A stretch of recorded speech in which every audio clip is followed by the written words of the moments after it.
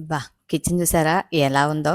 So, మీకు చూస్తే అర్థమవుతా ఉంటుందేమో నేనేం చేస్తున్నాను అన్నది. కిచెను సర్దుతా ఉన్నానండి. సో, చూసారా అబ్బా! ఎంత ఇదిగా ఉందో కదా కిచెన్. సో, ఇలా ఉన్న కిచెన్‌ని అబ్బా! సూపర్‌గా ఉంది కిచెను చాలా ప్రశాంతంగా ఉన్నది అనే విధంగా సర్దుకున్నాననమాట.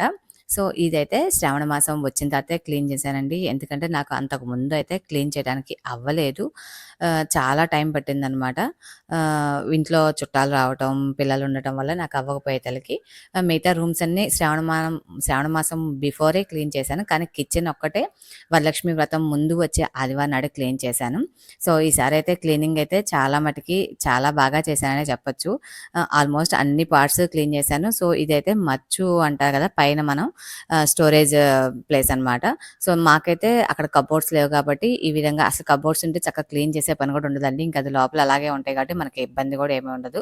కానీ ఇక్కడొచ్చేసరికి నేను పైన కొంచెం క్లమ్జీగా ఉంది. దాన్ని మొత్తం తీసి పెట్టాలంటే అయ్యే పని కాదు నాకు కూడా. సో, అందుకని నేనేం చేశానంటే ఆ ఉన్న వస్తువులనే రీఅరేంజ్ చేసుకున్నాను. ఆ బాక్సెస్ అన్నీ ఒకవైపు, స్టీల్ సామాను, ఎక్స్‌ట్రా సామాను అన్నీ ఇంకో వైపు పెట్టేసి సర్దేసుకున్నాననమాట. సో, మీరందరూ అయితే క్లీన్ చేసుకునే ఉంటారు నాకంటే ముందుగానే. సో, నాదే కొంచెం డిలే అయింది. సో, వీటిలో గూడా అవసరమైన వస్తువులు ఉంచుకొని, అనవసరమైన వస్తువులన్నీ తీసేసుకొని క్లీన్ చేశాననమాట. సో, ఇంకా ఈరోజైతే క్లీనింగ్ చేయడానికి నేను ఎటువంటి ఆయుధాలు వాడానో, ఏం టిప్స్ చెప్తాను అన్నదైతే మీరు వెయిట్ చేస్తా ఉంటారు కదా! నాకు తెలిసిన టిప్స్ నేను ఫాలో అయినయితే మీకిక్కడ చెప్తానండి. So, welcome back to our channel Bindu the home maker. అందరూ ఎలా ఉన్నారు? బాగున్నారా? అందరూ బాగున్నారని, బాగుండాలని మనస్ఫూర్తిగా కోరుకుంటున్నాను. సో, ఈరోజు మన వీడియోని కొత్తగా ఎవరైనా చూసేట్టయితే గనక మన ఛానల్‌లో కంటెంట్ చూడండి. మీకు అన్నీ నచ్చినియి అనుకుంటే గనక మన ఛానెల్‌ని సబ్స్క్రైబ్ చేసుకోండి. ఆహ్, వీడియో అంతా చూసి వీడియో ఏం నచ్చిందో మీకు కామెంట్ సెక్షన్‌లో కామెంట్ చేయండి. వీడియో అంతా చూసిన తర్వాత మీకు నచ్చింది అనుకుంటే గనుక లైక్ చేయండి. సో, ఇదైతే పైన స్టోరేజ్ ప్లేస్ చూసారు కదండీ! అదైతే అలాగా రీఅరేంజ్ చేసేసాను మొత్తం గూడా. ఆ తర్వాత ఇంకా నాకు క్లీన్ చేయడానికి మనకి వాటర్ ఆహ్, ఈ ఫస్ట్ ఏంటంటే ముందు ఇంకా పైన పార్ట్ అయిపోగానే కింద పార్ట్ దగ్గర ఫస్ట్ నాకు ఆయిల్ క్యాన్సే కనపడ్డాయి. ఆయిల్ క్యాన్స్‌లో అది విమ్ లిక్విడ్ ఏసేసి కొంచెం స్టవ్ మీద పెట్టేసి నీళ్ళు దాంట్లో వేడి నీళ్ళకి తొందరగా ఆయిల్ కరిగిపోయి మనకి క్లీనింగ్ అనేది ఈజీగా అయిపోతుంది కాబట్టి అలా పెట్టేసి ఆ తర్వాత క్లీన్ చేశానండి. సో, ఇదొచ్చేసరికి మనకి ఎలాగా క్లీన్ చేసుకోవడానికి ఒక లిక్విడ్ యూజ్ చేస్తున్నాను. అదేంటంటే కొంచెం సాల్ట్, కొంచెం బేకింగ్ సోడా, ఆ తర్వాత కొంచెం విమ్ లిక్విడ్ ఏసేసి మూడిటిని కలిపి ఏంటంటే జిడ్డు తొందరగా పోతుంది. మనకేంటంటే మంచి విమ్ లిక్విడ్ ఏయటం వల్ల మనకి మంచి స్మెల్ వస్తుందనమాట. సో, ఇక్కడ నేను యూజ్ చేసే ఈరోజు మన ఆయుధాలు ఏంటంటే సో, ఇదైతే రీయూజ్డ్ టిష్యూ పేపర్ అండి. దీన్నేంటంటే మన టిష్యూ అయితే వన్స్ ఒక సింగిల్ యూజ్‌తో పడేస్తాం గదా! సో, ఇదైతే రీయూజ్డ్ చాలా అంటే చాలా బావుంటది. మనకి కిచెన్‌లో అయితే చాలా యూజ్‌ఫుల్. అది డర్టీ అయిపోగానే చక్కగా వాష్ చేసుకొని మళ్ళీ మనకి ఆ క్లాత్ పాడైపోయేదాకా చక్కగా వాడుకోవచ్చు. సో, ఇంక నా ఆయుధాలొచ్చేసరికి ఒక స్క్రబ్బరు, ఒక మైటీ ఇన్ వన్ అనమాట క్లీనింగ్ పర్పస్ మీద. సో, ఈరోజైతే క్లీనింగ్ మొత్తం చేద్దాం అనుకుని చెప్పాను గదండీ! ఇంకా షెల్ఫ్స్ అన్నీ గూడా క్లీన్ చేద్దాం అని చెప్పేసి దాంట్లో ఉన్నయన్నీ గూడా ముందైతే తీసేస్తున్నాను. సో, మనం ముందు పైనుంచి కిందకి క్లీన్ చేసుకోవాలి ఎప్పుడైనా గూడా. ఎందుకంటే మళ్ళీ పైదంతా కింద పడి మళ్ళీ కిందదంతా అలాగ అవుతుంది గదా! ఫస్ట్ కింద చేసుకొని తర్వాత పైన చేసుకుంటే మళ్ళీ పైన చేసుకున్న డస్ట్ అంతా గూడా మళ్ళీ కింద వాటన్నిటి మీద పడుతుంది. అలా కాకుండా ముందు మనం పైన క్లీన్ చేసుకుంటే అయిపోతుంది. సో, ఇక్కడ గూడా మనం క్లీన్ చేసేటప్పుడు ఇక్కడైతే నేను న్యూస్ పేపర్స్ వేసుకుంటానండి షెల్ఫ్స్‌లో అయితే. కొన్ని షెల్ఫ్స్ అయితే అసలు వేయను గూడా. ఎందుకంటే అవి అవసరం లేదనిపిచ్చేది. ఎందుకంటే అది వుడ్ అనేది బావుంటుంది. అందుకని నేను కొన్ని ప్లేసెస్‌లో అసలు అది గూడా వేయను. సో, ఇక్కడైతే నేను ముందైతే మొత్తం క్లీన్ చేసుకుంటా ఉన్నాను. ముందు మొత్తం అవన్నీ తీసేసి కింద పెట్టేసి ఆ తర్వాత ఇది యూజ్ చేస్తానండి. నేనైతే మైటీ ఇన్ వన్ అనేది ఒక మోడికేర్ ప్రొడక్ట్ అనమాట. చాలా బాగా జిడ్డు అనేది చాలా బాగా తీసేస్తుంది. అంతేకాకుండా మంచి స్మెల్ వస్తుంది. సో, మనం కిచెన్‌లో అయినా సరే ఎక్కువ మనం అట్లా పట్టుకొని యూజ్ చేసే హ్యాండిల్స్ దగ్గర చాలా డస్టీ ఉంటదనమాట. సో, అదేంటంటే నా కిచెన్‌లో నేను రాకముందు నుంచి చాలా క్లీనింగ్ ఉండిపోయింది. సో, అందుకని చెప్పేసి నేను అదైతే శుభ్రంగా క్లీన్ చేసేసాను మైటీ ఇన్ వన్‌తో చాలా తొందరగా పోతుంది.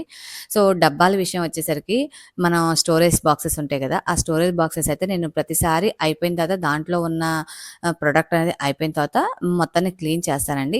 అందుకని చెప్పేసి ఊరికే పైపైన డబ్బాలన్నిటిని గూడా క్లీన్ చేసేసి ఇంక మళ్ళీ రీఅరేంజ్ చేసుకున్నాను. కిచెన్‌లో అయితే మనం ఏ పని చేసినా గూడా ముందు మనం రీఅరేంజ్ చేసుకోవడం గూడా ఒక పెద్ద పననమాట. మిగతా రూమ్స్‌లో అయితే ముందు మనం క్లీన్ చేసుకొని క్లాత్స్ గానీ, షెల్ఫ్స్ గానీ అయితే మనకు కావాల్సినవి ఉంచుకొని మిగతాయి పడేసుకుంటే చక్కగా క్లీన్ చేసుకోవచ్చు. కానీ కిచెన్‌లో వచ్చేసరికి మనం క్లీన్ చేసుకోవాలి. వాటిని మళ్ళీ రీఅరేంజ్ చేసుకోవాలి.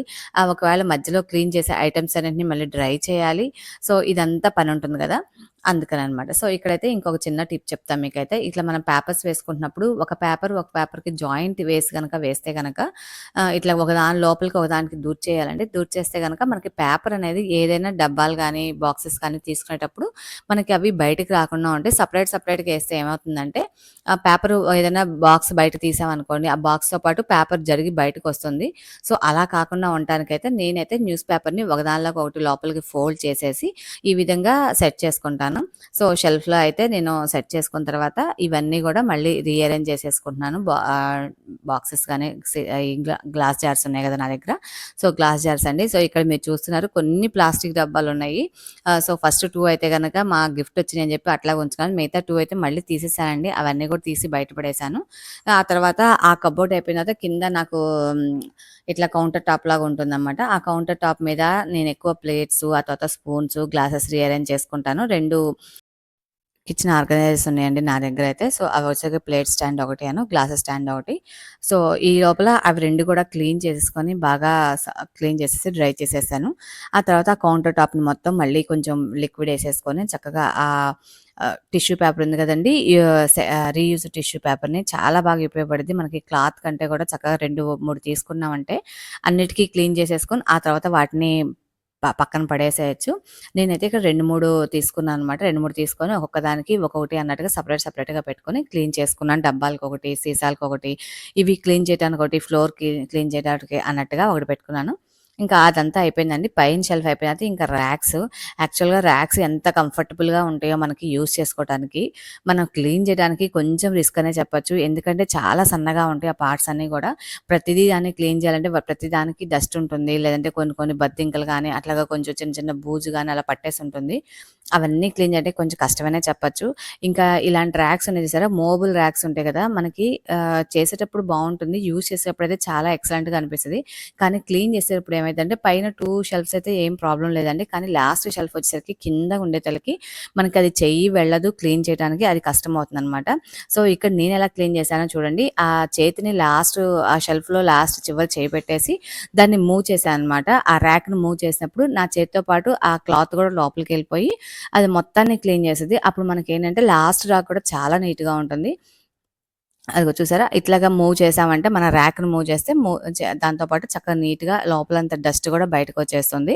సో, దానివల్ల ఏంటంటే మనకి కిచెన్ లాస్ట్ ర్యాక్ కూడా ఈజీగా మనం క్లీన్ చేసుకోవచ్చు. సో, నేనిక్కడైతే ఈ చిన్న టిప్ యూజ్ చేసుకొని ఆ ర్యాక్స్ అన్నీ కూడా క్లీన్ చేసుకున్నాను. ఆ తర్వాతయితే బయటంతా కూడా కబోర్డ్స్‌కి బయటుంటాయి కదా! ఔట్ సైడ్ పార్ట్ అంతా కూడా క్లీన్ చేసుకున్నాను. ఇంక మళ్ళీ అది అట్లా పెట్టేసి మర్చిపోతామని. సో, ఈ ఏరియా చూస్తే మీకు అర్థమై ఉంటదండి. కిచెన్‌లో స్టవ్ పక్కన ఉండే గ్లాస్ జార్స్ అన్నీ పెట్టుకునే ఏరియా అనమాట.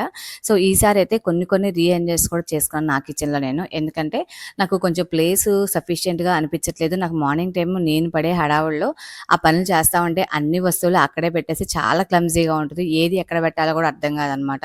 అందుకని చెప్పేసి కొన్ని అరేంజ్‌మెంట్స్ చేసుకొని లాస్ట్‌కి చూపిస్తానండి నేను ఎలా అరేంజ్ చేస్తున్నాను కిచెన్ అనేది. వీడియోనైతే ఎవరు స్కిప్ చేయకుండా చూడండి. సో, ఇక్కడైతే ఇంకా అది నేను పెట్టుకునే స్టాండ్ ఉందనమాట. అక్కడ కూడా ఒక ఆర్గనైజర్ యూజ్ చేస్తాను.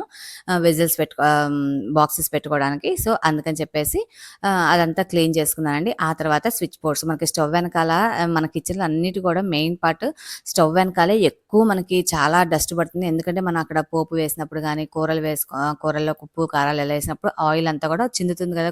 కొన్ని సార్లు ఇలా స్టవ్ దగ్గర గానీ, చుట్టుపక్కల గానీ, ఫ్లోర్ మీద, స్టవ్‌కి బ్యాక్ సైడు. సో, ఇవన్నీ కొంచెం ఎక్కువ డస్టీగా ఉంటాయి. మిగతా అన్ని ప్లేస్‌లో ఏంటంటే కిచెన్‌లో ఆ పార్ట్ అనేది ఎక్కువగా కొంచెం మురికిగా అనిపిస్తుంది.